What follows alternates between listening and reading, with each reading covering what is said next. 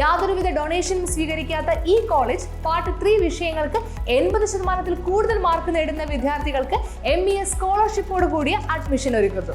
Hostel വാഹന സൗകര്യങ്ങളും ഞങ്ങൾ ലഭ്യമാക്കുന്നു. MES college Kochi, Mundamveli, near Thoppumpady, Kochi. Contact 0484298067 7902980067. വനം വകുപ്പിന്റെ ജില്ലാതല പരിസ്ഥിതി പ്രവർത്തനോദ്ഘാടനം പള്ളിപ്പുറം സെന്റ് മേരീസിൽ നടന്നു.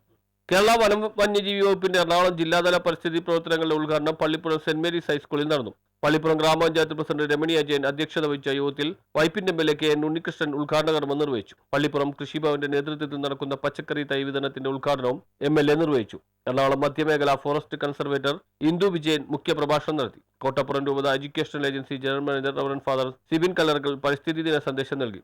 ഇപ്പോൾ നമുക്ക് പല ഡിപ്പാർട്ട്മെന്റിൽ നിന്നൊക്കെ നമുക്ക് കിട്ടിക്കൊണ്ടിരിക്കുന്ന നിർദ്ദേശം വലിയ മരങ്ങൾ മുറിച്ചു മാറ്റുക എന്നതാണ്. തിരുത്തപ്പുറം സ്കൂളിൽ വലിയ വലിയ മരങ്ങളുണ്ടായിരുന്നു. ആ നിർദ്ദേശം അനുസരിച്ച് നമ്മൾ മരങ്ങളൊക്കെ മുറിച്ചു മാറ്റി നമുക്ക് തിരുത്തപ്പുറം സ്കൂളിലെ മുറ്റത്തേക്ക് നമുക്ക് ഇറങ്ങാനായിട്ട് പറ്റുന്നില്ല. അത്രമാത്രം ചൂടാണ്. അപ്പോൾ പരിസ്ഥിതിയെ നശിപ്പിക്കാതെ തന്നെ CP Pallippuram deputy forest conservator Fen Antony, പ്രധാനാധ്യാപകൻ സേവർ പുതുശ്ശേരി, പള്ളിപ്പുറം കൃഷി officer Athirachandran, PTA vice president KN Murugan, range forest officer CR Sindhumathi എന്നിവർ സംസാരിച്ചു. അപ്പോൾ നമ്മുടെ പള്ളിപ്പുറം കൃഷിഭവന് അഞ്ചുസാറടക്കമുള്ള ടീം ഇവിടെയുണ്ട്.